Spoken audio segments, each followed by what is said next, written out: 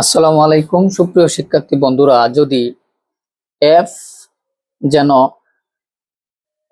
R tends to আর কে f of x equal to 5x - 3 দ্বারা সংজ্ঞায়িত করা হলে এফ ইনভার্স 3 এর মান নির্ণয় করো। অর্থাৎ প্রথমে আপনি এই এফ অফ এক্স এর ইনভার্স ফাংশনটা বের করে ফেলাবেন। অর্থাৎ দেওয়া আছে y ইকুয়াল টু 5x - 3, তাহলে এখান থেকে ক্যালকুলেশন করে দেখুন এখানে প্রশ্নতে দেওয়া আছে x এর ভ্যালু বের করা লাগবে। তার মানে 5x equal to y plus 3। এখন x equal to y plus 3/5, তাহলে এটা সমান সমান লেখা যায় f inverse of y। কেন?